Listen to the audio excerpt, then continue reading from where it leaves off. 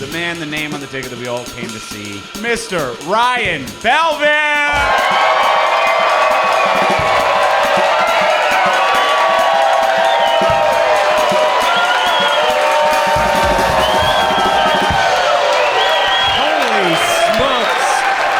Everybody for coming out. What a treat to be back in Toronto, the city where I got my start. What a treat to be. I'm not gonna lie, I'm totally discombobulated. Like a second ago, I just found one of my wife's hairs in my ass. Like, it's honestly thrown me off. Like like a long hair, it's definitely hers, up my ass. I haven't seen her in a day. Like, I've showered, I'm still finding hair up my ass. What the fuck is going on with that? She sheds so much. What is wrong with women? You shed. Are you all getting radiation treatment that we don't know about? I could clean the shower and then she goes in there. There's a dead raccoon. And now there's one up my ass. I found one wrapped around my wiener once, but up my ass. It's like you know in spy movies when the spy's leaving the hotel room. Because they're like, oh, I gotta leave my hotel room, but I wanna make sure there's no funny business in that hotel room while I'm off doing spy stuff. So they take out a hair and they lick it and they put it across the hotel door so that when they leave, if they come back and that hair is missing, they know there was some mischief that happened in the hotel room. Is that why she put a hair on my asshole?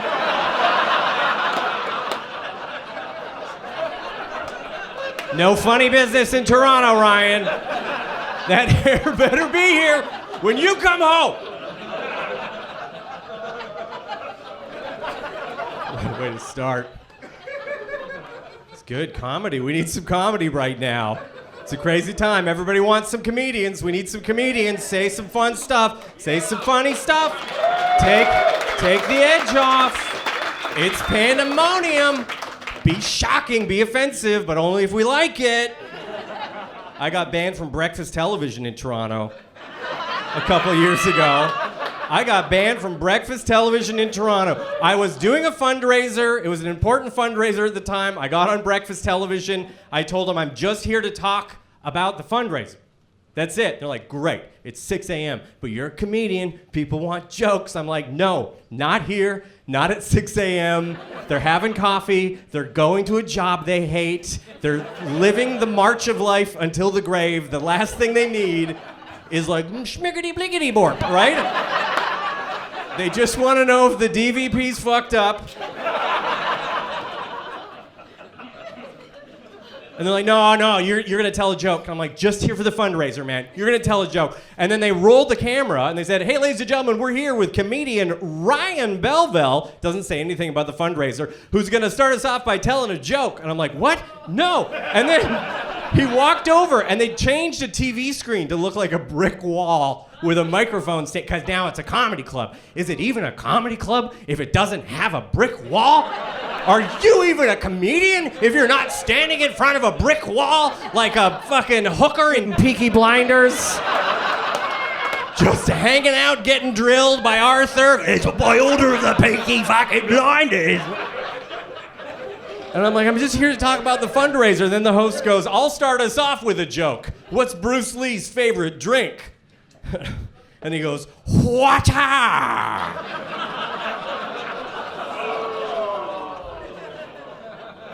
And then he looks at me, and I'm like, okay.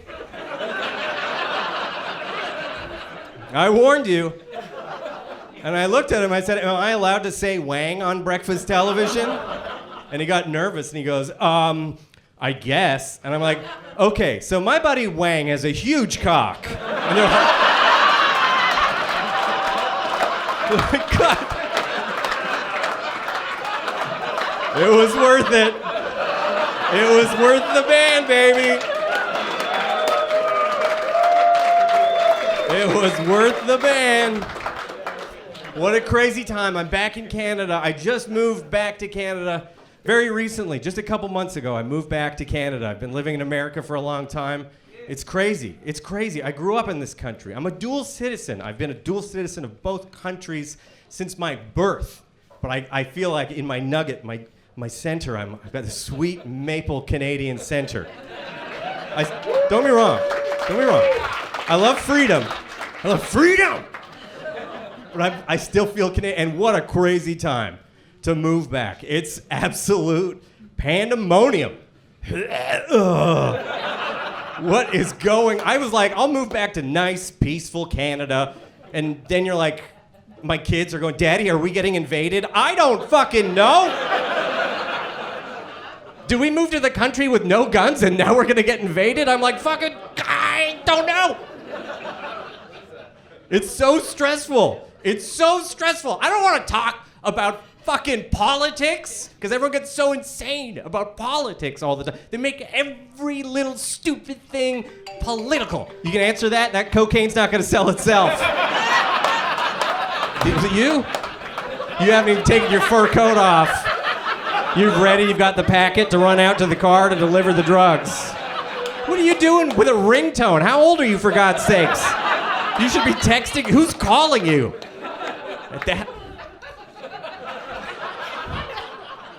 I'm such an old guy. Who's calling your child? What is that? TikTok calling?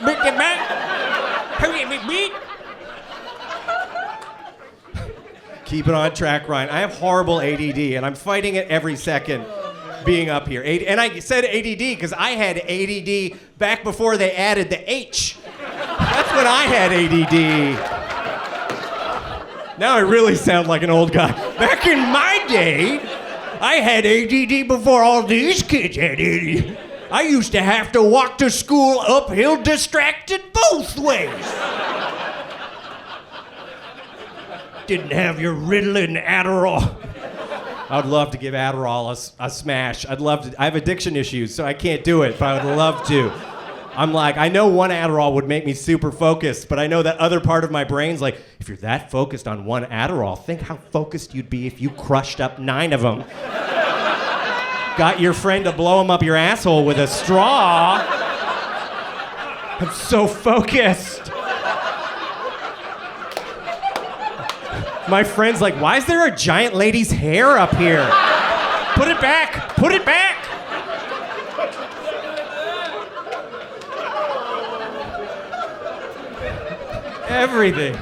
Everything's so political. People get so angry and anxious about it. Like, no news story can't make people turn it into something crazy, right? People would cry and wolf over bullshit. My favorite news story last year was they caught humpback whales having sex on camera for the first time, which blew me away. The fact that that's the first time they ever got humpback whales having sex. They're called humpback whales. How are you not just following them all the time with the camera going, I gotta see some humpback whales humping? First time, 2024, they caught. They found them. It wasn't like they busted in to a men's bathroom somewhere. Couple humpback whales like, oh, no.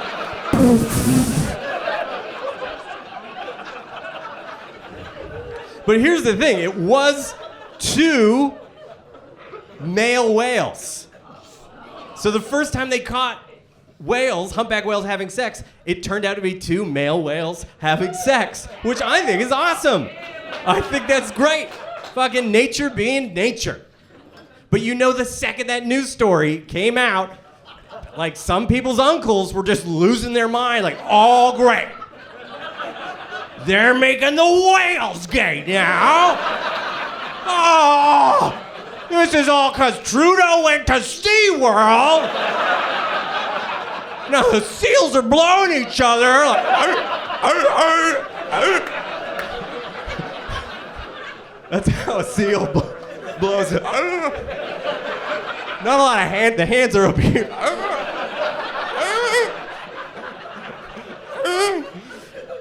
I guess I'm saying I'm a political comedian. But man, you can't turn on the news without going crazy, and I don't want to talk about it. I don't want to talk about him. I don't want to talk about it because I'm trying to film a special, and anything I say about him will be irrelevant in a day. It's like one day it's like, we're invading Canada. We're going to make them one of us. By the time this fucking special comes out, we're going to have 15 more controversies. And people are like, that's old news. Like, we're dealing with the fact he just made Kanye the ambassador to Israel right now.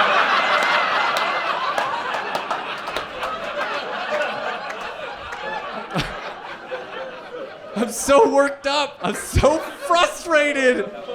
What the fuck is happening? Why do I have, my son's in high school, and the other day he's like, oh, Daddy, it's stressful, high school's tough, there's bullies everywhere, and I want to be like, buddy, it's okay, I get it, man.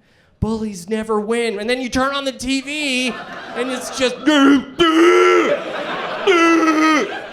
fucking orange pumpkin just dipping his nuts all over every country in the world. And that piece of shit weird puppet next to him, vice president, who looks like a goddamn villain from a RoboCop movie. Just sitting there, fucking giving Zelensky, you're not wearing a suit? What? Elon Musk was in here 2 days ago with a No Fat Chicks t-shirt on, you fucking idiot.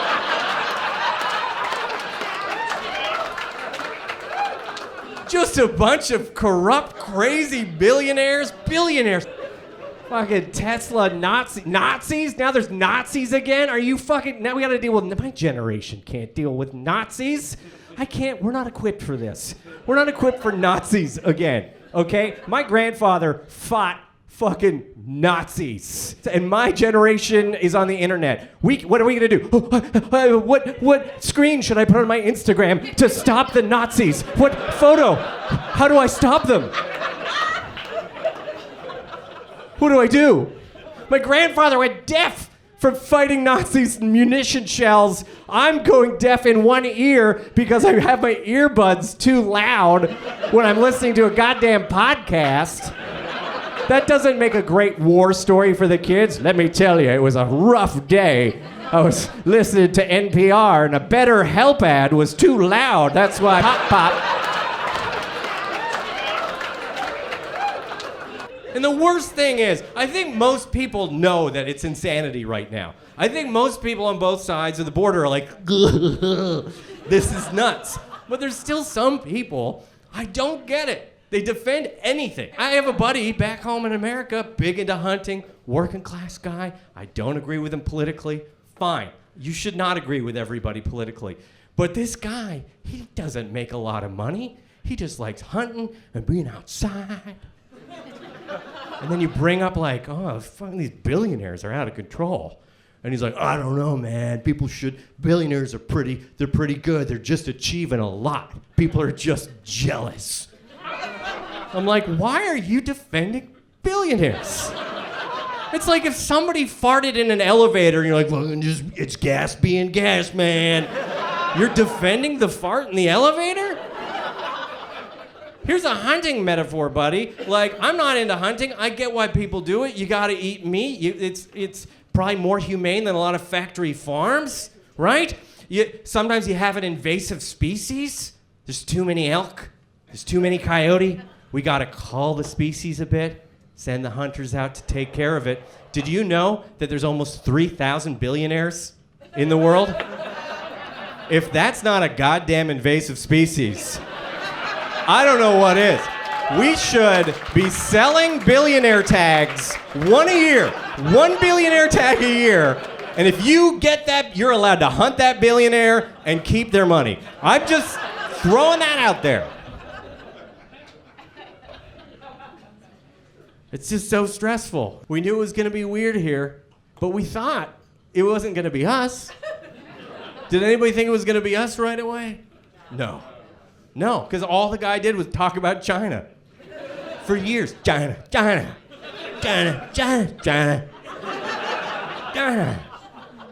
For years he talked about China, and then he gets elected the second time. He's like, all right, Canada. Like, what the fuck, Canada? Canada? You were just talking about China. The problem's the guy who's like 7 blocks away, but I'm gonna make my nephew eat a tablespoon of cat shit. What? What does he have to do with it? China. It was It's so funny looking back. I remember 8 years ago when he was running for the first time. China, China. We laughed. I laughed. I heard him say it. China. Every press conference, every debate. China, China, China. There were mashups on YouTube, auto-tuned of him just being like, China, China, China. It was funny. At the time, it was like, ha, ha, ha. So much so that my wife and I, anytime we made a little mistake, we blamed China. We thought that was funny. You stub your toe, we'd be like, China, right? Hilarious. Until we took our son to school one day, and he stubbed his toe in front of the school, and he goes, China. And we're like... His principal's looking at us. No, no, no, no. No, no, we're the good white people. We're the funny, ironic white people, not the... I get it. America doesn't want to fuck with China. There's a lot of people in China. They're like, oh, China, they're spying on us. China, spying on us. TikTok and balloons, spying on us. My hunting buddy, China, that was one of his other big concerns, spying on us. I'm like, I've seen you, dude. You don't do anything interesting. You're worried about China, and he's like, what are we gonna do? He's one of those guys. What are we gonna do about China spying? What do you want me to call China on the phone? China, are you spying on us right now? My buddy wants to know, and China's like, und no, we're not spying on you. That's crazy.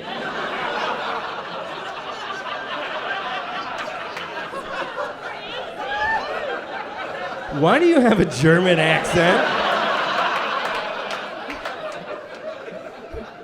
Und because I went to school in Munich, that's why.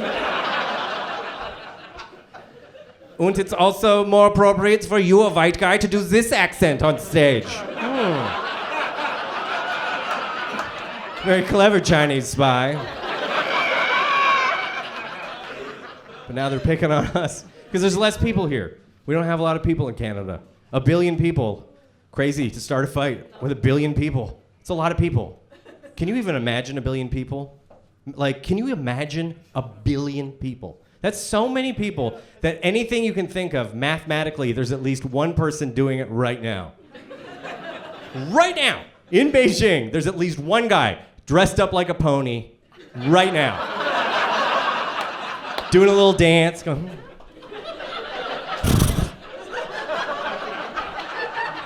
It's happening right now.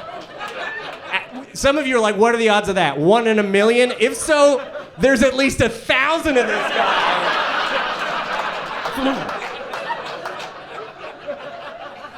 You don't want to start a fight with a country that could send a pony battalion at you willy-nilly? So now I'm back in Canada. I brought kids back to Canada. I brought little American kids back to Canada. Little California kids. Coming to Canada. All snow. It's gonna be amazing. Is the snow gonna be awesome, Dad? First day of snow. Oh, it's magic out there. Look at all the snow. Cut to like January 5th. Oh, Dad, how long does this last? I feel a deep sadness inside of me. Bienvenue au Canada, my children. It is a different culture coming here. First of all, indoor shoes blew their mind. Indoor shoes? You're gonna have to go, sir. He's like, I'm wearing my outdoor shoes inside. Indoor shoes. Like, what are these for? They're for the indoors, guys.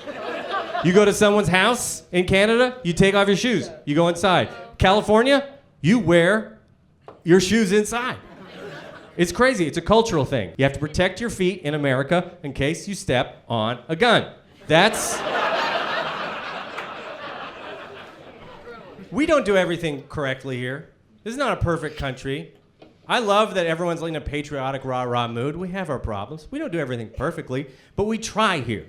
There's always that looking out for each other, trying to be polite, trying to help each other out. I like that.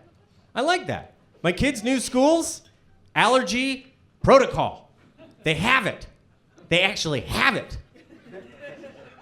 Can't send your kids to schools with certain things. My son's new school, obviously, no nuts, no oranges. I don't know. Just somebody's got an orange allergy. Either that's real or it's a kid who learned how to hack the system I'm allergic to fruit. But not Doritos.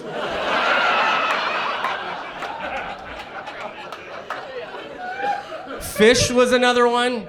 Allergic to fish. Don't send your child to school with fish. I'm like, yeah, he's a new kid in a new school in a new country. I'm not sending him to school with fish in his lunch. Hey, kiddo, just microwave this in the cafeteria. Make some friends.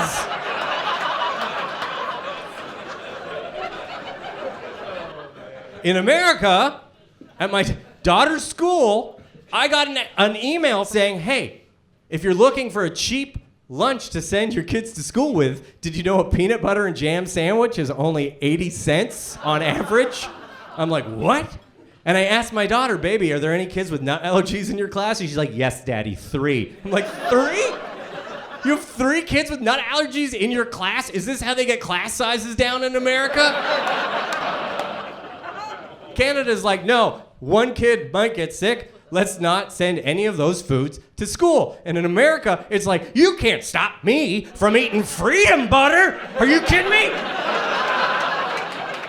You want to have anaphylaxia? That's your goddamn choice.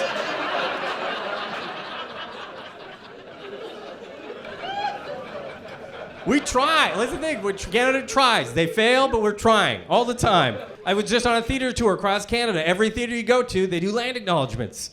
Land acknowledgments would like to acknowledge the ancestral land that we're on. They don't do that in America. If you're occasionally at a ball game in the States, they'll be like, let's remember this place was given to us by Jesus. Then like a fighter jet goes over top.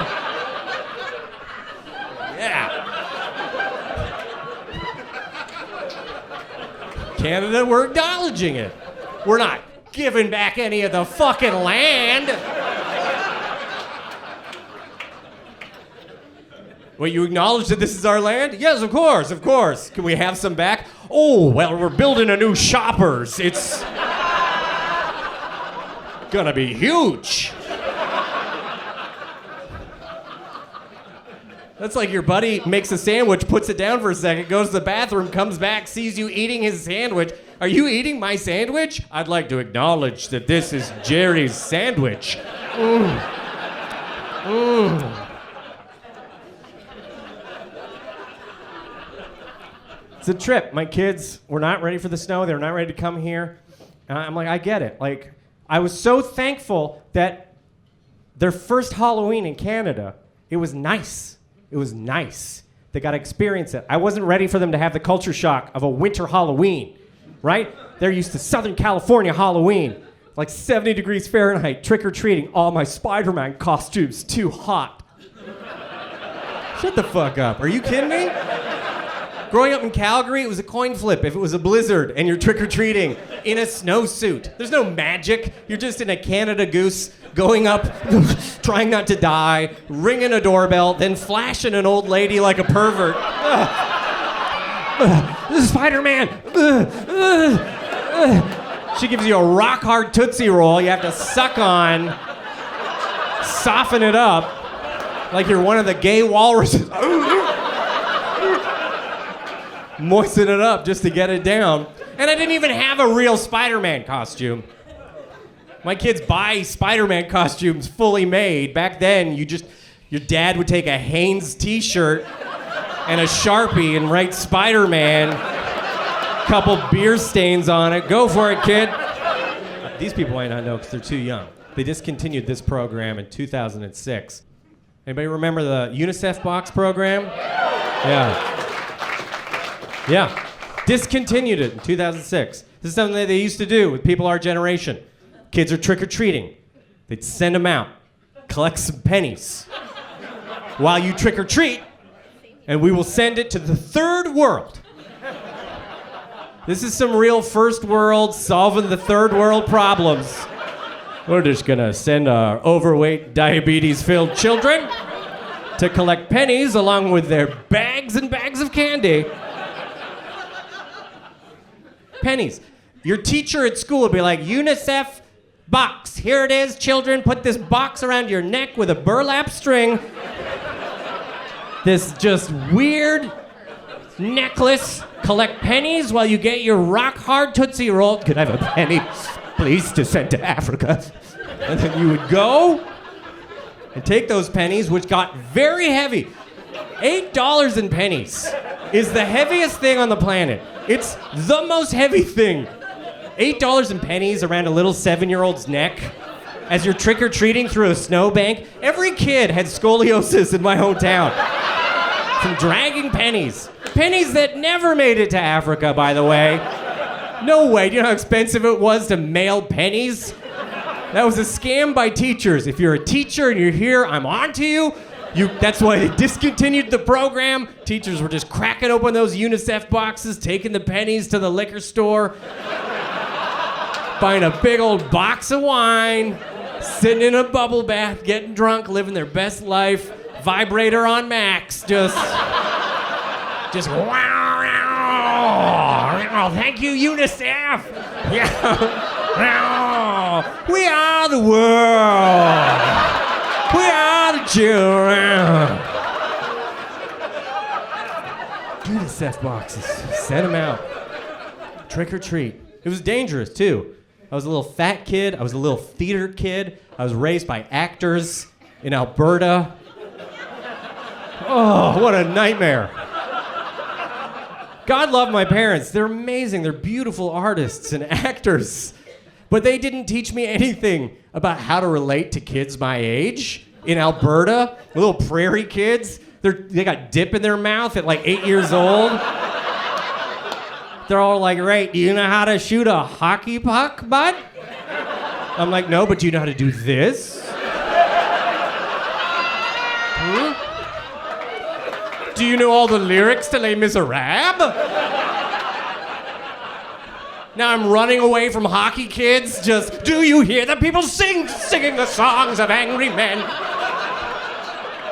Just hiding in a bush, crying, hoping that my UNICEF pennies don't jingle and give my location away.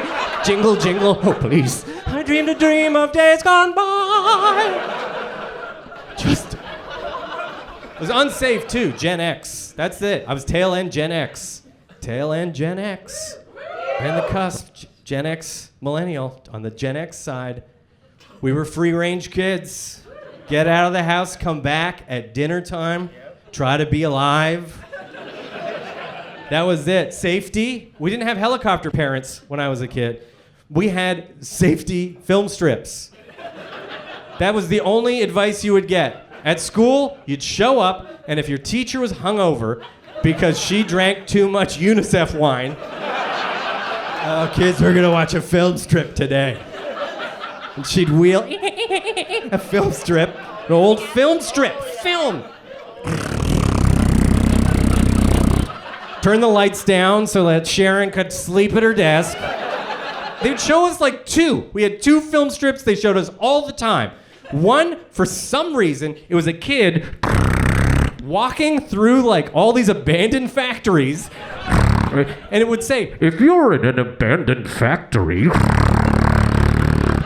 and you see an appliance like a fridge, and the kid would see an old fridge from the 1960s in the middle of a warehouse and be, don't climb inside.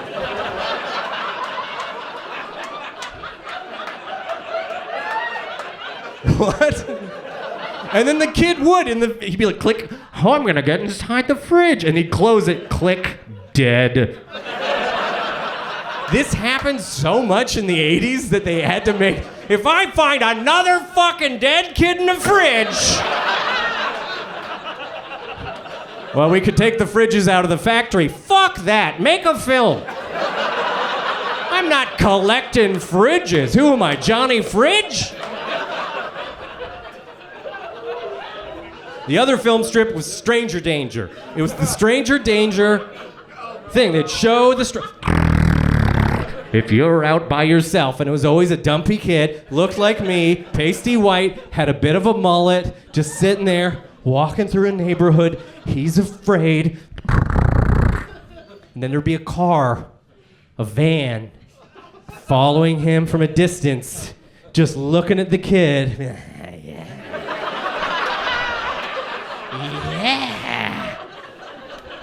Kid sees the van, he gets nervous. Oh no, I gotta get out of here. I gotta find a safe spot. Is there a fridge in a factory I can hide in? No, they got rid of those. And then there'd be like a policeman who would show up and go, kids, if you're afraid and you're scared of a stranger or someone, and you look around, you don't see a police officer or a grown-up you know, you can look into the window. And if you see a block parent sign in the window, you know that that's a safe house to go to. Block parents. Just an orange sign in a window. If you're scared and alone as a child. There's one. Run up, ding dong. Hello, I'm a child and I'm scared and alone. Well, come on inside.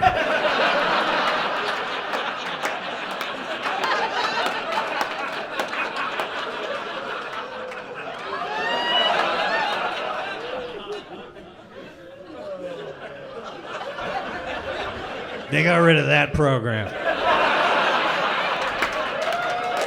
What the hell were they thinking? They just come to me? They're scared the lone ones? They basically invented it like skip the dishes for pedophiles. You mean I don't have to become a priest or a scout leader or anything? I agree, scout leaders are the worst because they're like priests that can survive in the woods. No thank you, Padre. Don't think I didn't fucking see you vape during that bit, by the way. Don't think sitting in the front row, you're invisible, you could just fucking throw up a vape cloud. For fuck's sakes. Then no one will see this. In the front of a fucking taping. Literally illegal to do, but he's like, make sure it's on camera. Vaping. I get it. Nicotine, man, hell of a drug. The only addiction that Canadians have no sympathy for, smoking. It's the only one. It's kind of crazy. They're like, fucking smoking. Fucking 15 meters outside the door. We should pass a new law 20 meters outside the door. Fucking smokers. Have you been to Toronto? It's mostly doors. Where should they smoke? Middle of the street. Fuck those people. Top of a snowbank because they didn't plow. Just sitting there dodging Uber Eats and... Every other addiction we have so much sympathy for in this country, which I think is good. Every other addiction, tell me your journey. What's going on?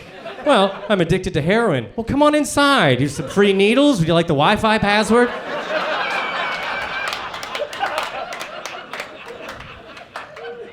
What about you? I'm a smoker. Get the hell out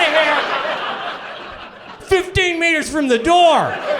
What are you doing bringing that in here? We're trying to shoot smack. Come on.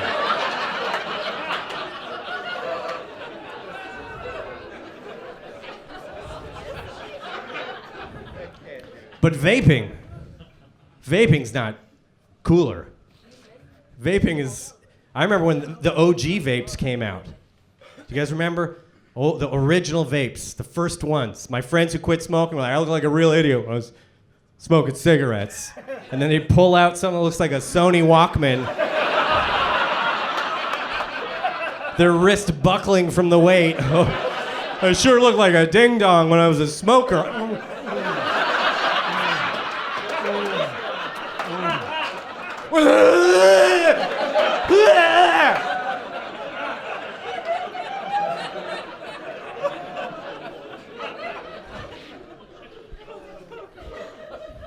I at least liked that smoking was cool. It was the rebellious thing to do. It felt like a rebel. You're smoking. You're like, fuck the system, fuck the man. I'm smoking a cigarette. Nowadays, kids in high school and junior high get busted vaping in the bathroom. I can't think of a lamer rebellion than vaping in a bathroom. Oh, I hope the principal doesn't smell cinnamon.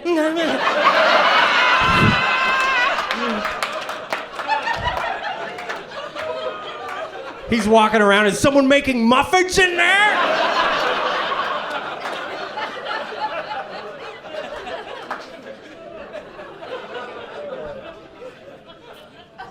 I sometimes have those nicotine pouches. Those things, ugh. Have you guys seen those? Come in a little dip container. It's like a little cotton pouch full of nicotine. You suck on it, then you throw it away. This is what I am now. I used to be cool guy smoking. Now I take a miniature maxi pad full of nicotine. I'm a rebel. I got two kids. I got a boy and I got a girl. It's been good. It's stressful. It's stressful having little kids, but I appreciate all the moments of chaos because they become funny and they're like fun and interesting. And it's like I'm blessed that I still have my parents. I got two beautiful kids. I got a beautiful wife. Life's going great. I got a boy and a girl, one of each. I get to learn from my son and help to kind of fix the mistakes that happened with me. My daughter, I just kind of go, ooh, I don't know. I get to learn about how little girls grow up. I've learned that society thinks men know nothing about how little girls work. I learned that day one. I was already a parent. I'd have a baby girl, and people would come up to me and give me unsolicited advice. Baby girl. Is that a baby girl? Yes, this is a baby girl. And this bigger one, this is a boy.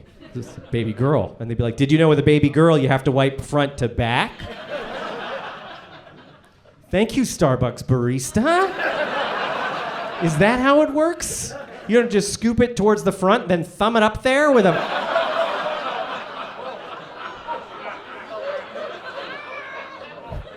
Yeah, I know how to wipe a little kid's ass. Spoiler alert, ladies, you're way easier to clean shit off of.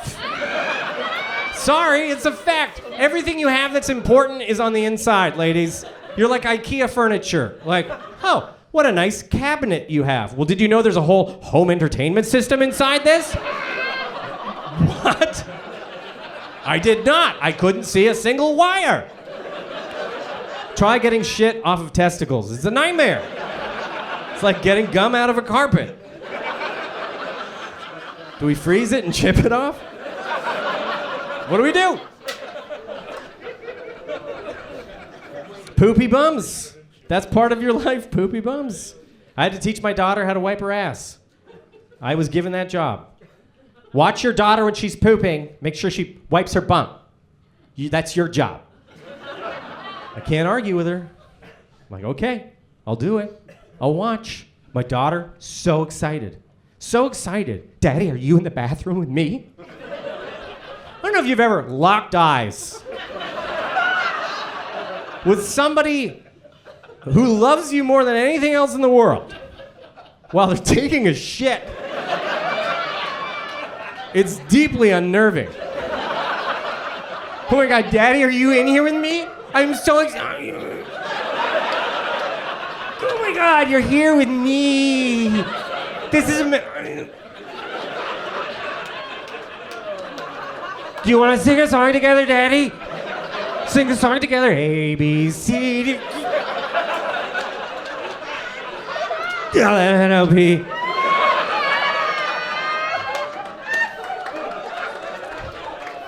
I had to stop looking at her at one point. I had to pull my phone out and be like, ugh, I can't. I'm sorry. This is too much, baby. I'm gonna be a bad parent. Look at my phone. Looked at my phone, hear flush. I look back, she's standing up. Did you go poop? Uh-huh. Did you wipe your bum? Uh-uh. Then she just stuck her finger in her butt. And then she pulled it out. And then she kept eye contact. And then pointed at me and put her thumb up like a gun. Oh, she knew what she was doing. And I screamed, and then she started chasing me around the house. My wife hears in the other room. She's kind of annoyed. What the hell's going on? Ha-ha! Oh my God! Now she's chasing two 40-year-olds at shit finger gunpoint. You ever been in a friggin' hostage situation with a toddler who's got a shit finger? All right. Here's how it's gonna go down. We're having cookies for dinner tonight. I had to tackle her at one point. Baby, this is only gonna end one way. She's like, I know.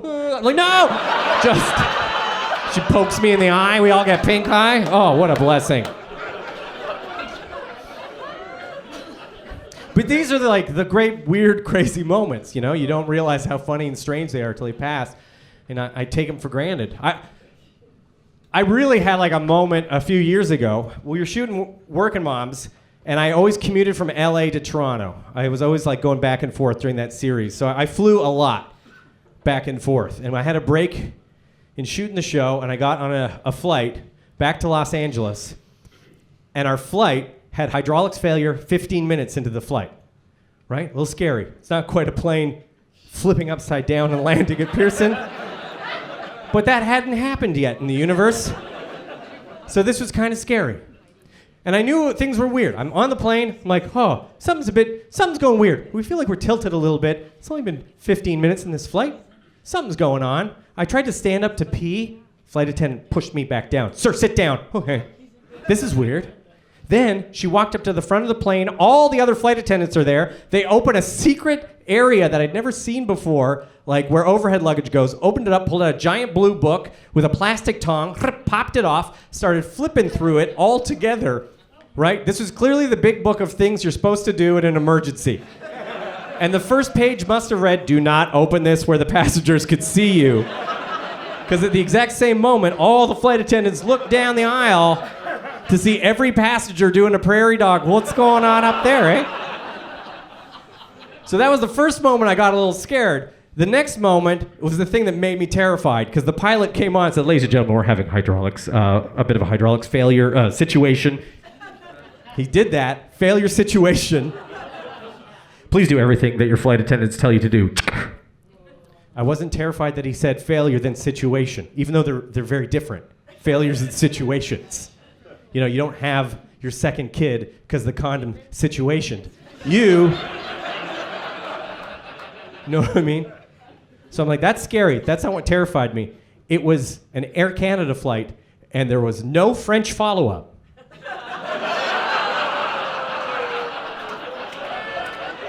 Where's the French? Where's the French? I've never wanted to hear French more in my goddamn life. The pilot's like, we're going down, fuck those French. I'm not saying it again. There's normally so much French. Think of how often you hate it. They give you more French. If you speak French, I don't know what the fuck they're telling you, but they're telling you more than they tell us. I know it. I do Duolingo. I still don't understand. Because the captain normally comes on, we'll be flying at 35,000 feet, enjoy the flight. All the French people are nodding like, oui. What the fuck is he telling you? Is there a French escape pod up there? You have to pass a French test to get out. Je suis tu es, il est. They give you a jetpack. Suck my dick, English.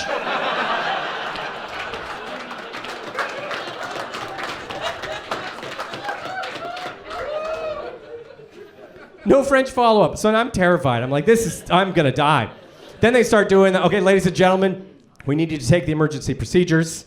Okay, everybody, this is the position we need you to take when we tell you to brace for impact. We need you to sit in your chair and put your head in between your legs. Everybody, do this position now. This is the brace for impact position. Please do this now. So we're all sitting there, head in between our legs. When your head's in between your legs, someone's telling you to brace for impact. Your night has gone off the rails. Or it's going awesome, depending on your perspective. And I'm sitting here, folded in half, smelling true fear. The smell that comes off of a grown man's taint is the smell of fear. The perineum, the taint. I think taint's more appropriate.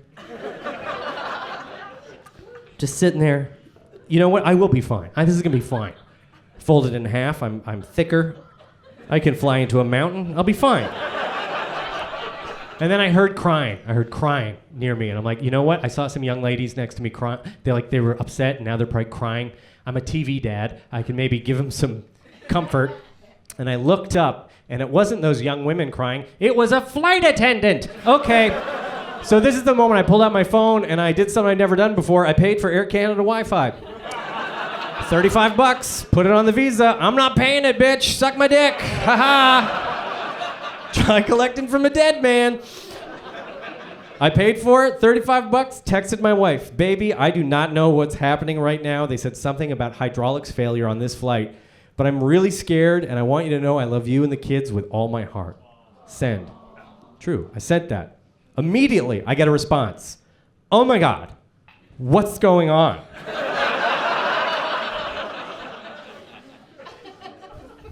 You know those moments with your significant other where you're like, if I don't handle this right, this is gonna be a fight.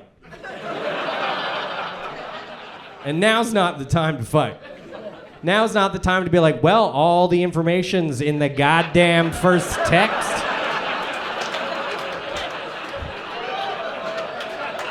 And you've been with me a long time, baby. Do you remember me going to fucking flight school? I didn't send that. I was just like, baby, I don't know what's going on, but I just want you to know I love you with all my heart. Send. Not delivered. Then I tried sending another one. Not delivered. I'm like, what? Then I realized my Wi-Fi isn't working anymore. And now I'm furious because I'm about to die. And my last thought should be about my wife and my kids, but all I could think is, oh, great. Air Canada. Of course. Of course, $35, one text message. Of course. Had to sneak one last butt fuck in on the way down. We could fuck this guy once more before he's dead. Yeah, brace for impact, Ryan.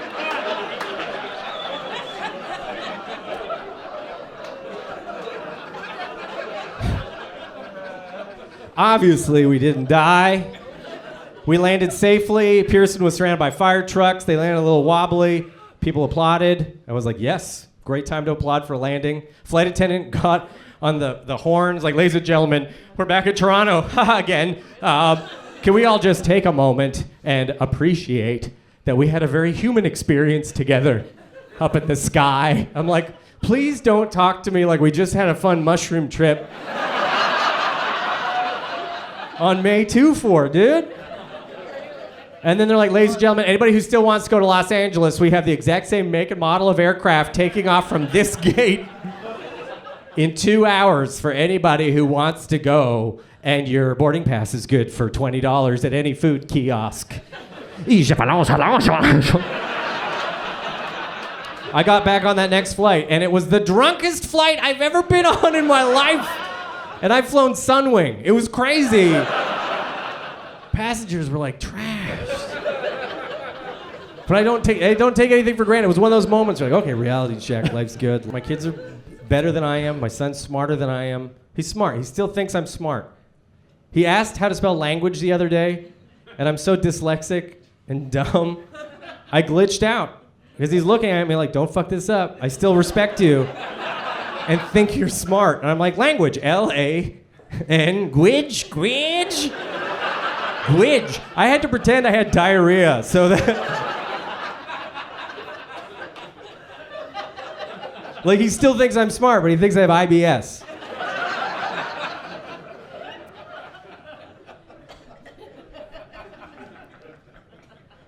And that's it. I'm like, I don't want to have any more kids. 2's all I'm going to have. Like, we shut it down. I shut it down. I went to shut it down. I went to the doctor and had it done. Yeah. Because it's the least. Did you do it, buddy? Yeah. And it's great. Awesome. You did it too? Good for you. You look like Grizzly Adams. You probably did it. You look like, I'm not shitting on you, but you look like you did it out by like a woodshed on your own. Fucking TikTok the whole thing. This is how you do your own homemade vasectomy.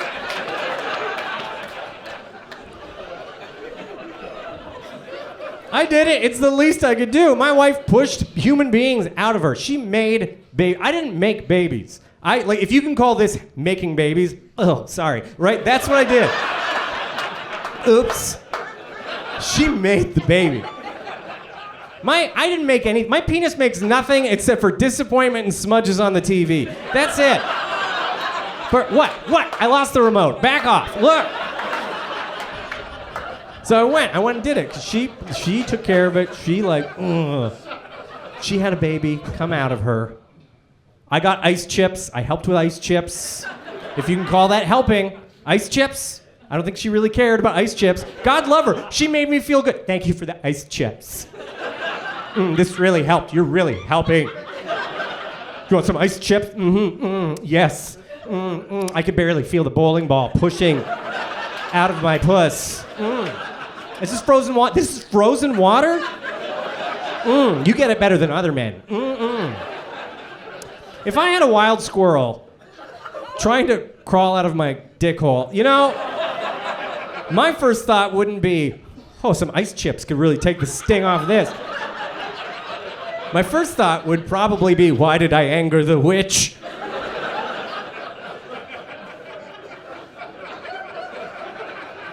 So I went. If you get a vasectomy, you got to go for a consult. You got to go for a consult.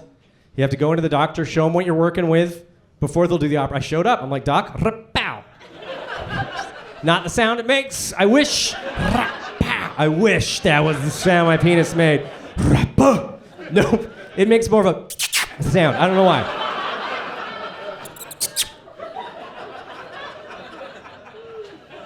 Like if you kiss a freshly washed puppy.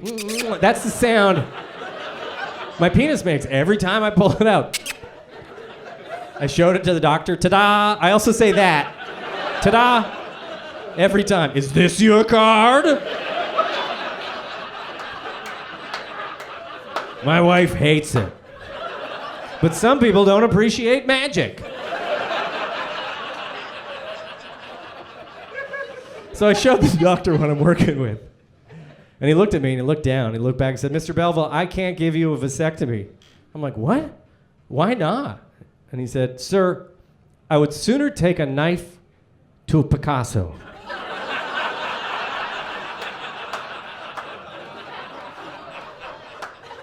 than alter this masterpiece. He didn't say that. He didn't say that. He's like, ugh, what are you doing? Get it off my desk. I'm like, I'm sorry. I thought you needed to see it. Because I'm a urologist. I've seen a million dicks.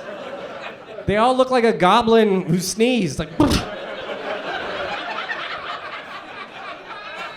I'm like, well, why do you need to see this? I'm like, I don't. I just need you to be here so I can explain the procedure. You have to explain it? He goes, it's the law. I have to explain the procedure to you before we do it. I'm like, okay.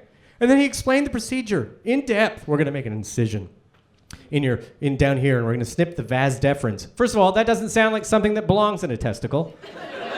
Vas deferens, that sounds like something that belongs on a German U-boat. Just, und lower the vas deferens? Und yes, very good. That guy was Chinese in this joke, by the way. We make an incision, we snip the vas deferens, and he tells me all these steps. I don't know why to this day. I need to know all the steps. Is it in case I'm ever trapped in an elevator with a man who's about to ejaculate? Like, oh, don't worry, I can diffuse this like Jack Bauer. I know which wires to cut. Careful, he's gonna blow! And they tell you the weirdest stuff. I got giggly. I'm like, okay. He's like, don't worry. We make that snip. Sperm no longer comes out, but everything else comes out. You won't even be, it looks the same. It feels the same. I'm like, okay. It'll have the same volume. He said that. I'm like, well, what do you mean? He goes, the same amount of fluid will come out when you orgasm. It'll be the same amount of fluid. I'm like, oh, good. And he said, what did you think I meant, Mr. Belleville? I'm like, well, we have little kids at home. So when we have sex, we have to be very quiet, right? When you have little kids at home, having sex it's like the quiet place. You just gotta, really quiet. Which is hard when you're in your 40s, because every time you move, every joint goes, pop, pop, pop, pop, pop, pop. Very quiet, otherwise they'll hear us. I was afraid after the surgery it would affect the volume, so I'd be more like, ha, ha, ha!